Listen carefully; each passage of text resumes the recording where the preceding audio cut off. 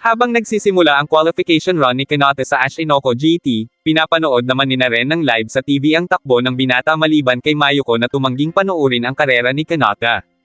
Sa booth naman ay sinasabi ni Eva na unti-unti nang pumupusyaw ang paligid dahil tinatangay ng hangin ang abo mula sa bagong pumutok na bulkang Fuji. Kapag napunta umano ang mga pinong butil ng abong iyon sa pagitan ng kalsada at mga gulong ay madaling mawawala ng kapit ang sasakyan. Iyon daw ang death zone ng Ashinoko GT na tinatawag na Descent of the White Reaper o mas kilala bilang Sleep Trap. Dahil doon ay binalaan ni Ogata si Kenote tungkol doon, ngunit pagpasok nito sa death zone ay nagsimula itong mag-drift sa bawat kurbada, bagay na labis na ikinagulat ng dalawa. Napatanong si Eva kung may problema ba sa traction control ng GT86, at lalo itong nagulat nang sabihin ni Ogata na si Kenote mismo ang nag-utos na patayin iyon. Habang binabaybay ang death zone, nabawi ni Kenote ang attention flag, isang bagay na ngayon lang nangyari sa kasaysayan ng MFG. Habang pinapanood ni Fumihiro ang live broadcast mula sa opisina, nakilala nito ang teknik na ginagamit ni Kenote bilang zero counter steer drift ni Takumi. Sinabi nito sa sarili na sa pamamagitan ng paglabas ng likurang bahagi ng sasakyan upang maiwasan ang understeer at maingat na pagkontrol sa oversteer, nagagawa ni Kenote na sundan ang anumang linyang nais niya sa kalsada. Nagduda naman si Eva sa bisa ng teknik na iyon, ngunit agad ding napatunayang mali ang iniisip nito nang umakyat si Kenote sa ika-10 pwesto. Maya-maya pa, pagkalabas ni Kenote sa death zone ay nagsimula na ang downhill section ng kurso, at lalo pa itong umabante hanggang ika-9 na pwesto. Sa tahanan ng pamilya Saionji, narinig ni Ren si Tenoka na pinag-uusapan ang 2 litro na naturally aspirated na makina ng GT86.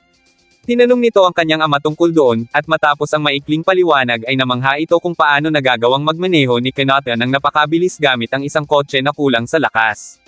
Inihalin tulad pa ni Ren si Kenote sa isang salamangkero gaya ni Harry Potter. Sa opisina ng Spiral, pinapanood din ni Okayama ang live. Sinabi nito sa sarili na ang bawat track sa MFG ay nangangailangan ng partikular na suspension tuning, at tinawag nito ang pinakabago nitong gawa na Ashinoko Custom. Masaya si Okayama dahil nagagawa niyang guluhin at hamanin ang mundo ng MFG, at bilang dating racer mula sa Kanagawa ay ipinagmamalaki niyang maging bahagi ng kulturang nagmula sa street racing scene ng Gunma. Kasabay ng pangyayaring iyon ay ikinukumpara naman ni Eva ang pagmamaneho ni Kenote sa iba pang mga racer sa MFG, at napansin nito ang malaking pagkakaiba sa kanilang racing lines at paggamit ng mga gulong. Hindi nagtagal ay umakyat si Kenote sa ika-7 pwesto habang binabagtas ang pababang section patungo sa tabing lawa. Kasunod yun ay binanggit ni Tenoka na mas matagal na hawak ni Kenote ang attention flag kesa kay Kuki Soatari, ang kasalukuyang may hawak ng course record. Napatanong si Ren sa kanyang ama kung ang attention flag ba ay ibinibigay sa magaling na driver. Ipinaliwanag ni Mr. Saionji na sinusukat lamang ng sistemang iyon ang husay at teknik ng isang driver sa pagmamaneho, bagay na sa tingin ni Ren ay hindi patas. Samantala, hindi nagtagal ay nalampasan ni Kenote ang relay straight at tumungo sa huling 2 kilometrong paakyat na bahagi ng kurso, kung saan ang mababang lakas ng makina ng kanyang sasakyan ay nagdulot sa kanya ng malaking kapansanan laban sa mga kalaban. Nawalan si Kenote ng 1 pwesto at tinawid ang finish line sa ika-8 pwesto ng pansamantalang leaderboard. Pagkatapos ay nagkita-kita ang 3 sa paddock kung saan binati ng 2 ang binata. Tinanong ni Eva si Kenote kung saan ito natutong mag-drift, kaya sinabi nito na itinuro yun ng kanyang guro sa academy na isang master sa drifting. Magkasama umano sila noong pumupunta sa mga rally course gamit ang mga sasakyang may malalambot na suspension, kung saan minsan ay kinakarera siya ng kanyang guro o kaya naman ay nagbibigay ng payo habang nakaupo sa passenger seat. Binanggit din ni Kenote kung gaano siya naging malapit sa kanyang mentor, at iyon siguro ay dahil hindi niya nakilala ang kanyang ama at dahil half Japanese din yung tulad niya. Sunod na sumalang si Ishigami sa qualifying run, kung saan habang nagmamaneho ay sinasabi nito sa sarili na ang sasakyang iyon ay may sapat na lakas upang malampasan ang bawat iba pang sasakyan sa kompetisyong iyon. May mga kasanayan umano siyang humihina habang tumatanda siya, pero may iba naman siyang mas napapaunlad, at ang mga iyon umano ang gagamitin niya upang lumaban.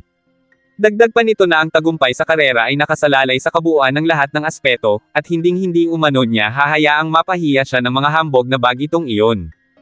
Habang nangyayari iyon, niyaya ni Eva ang 2 sa isang selebrasyon, kung saan nasubukan ni Kenote ang tenden o Japanese tempura at talagang nagustuhan nito iyon.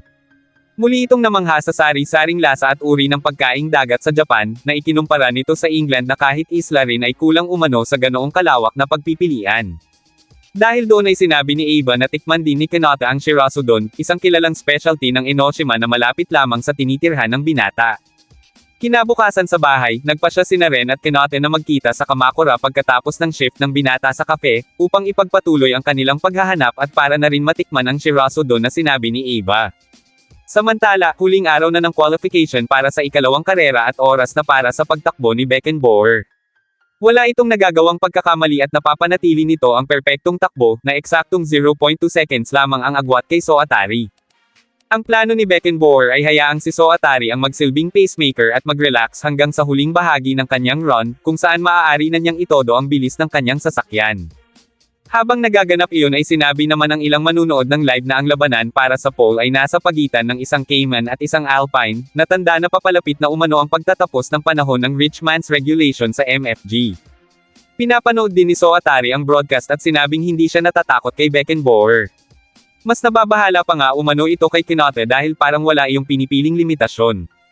Nakapagmaneho rin umano si Kenote gamit ang 2 litro na naturally aspirated na makina at lumang 3-pedal system, tapos ikasyam pa iyon sa ganoong kotse. Nagtaka rin ito kung bakit wala pang ibang nakakapansin kung gaano kabaliw ang ginawang yun ni Kenote. Kasunod yun ay dumating na si Sana dahil mayroong date ang magkasintahan. Sa huling paakyat na bahagi ng Ashinoko GT, tuluyan ng bumirit si Beckenbauer at nilampasan si Soatari, kaya sa huli ay ito ang nagtapos sa unang pwesto. Dahil doon, nalaglag si Kenote sa ika-10 pwesto sa starting grid para sa huling karera.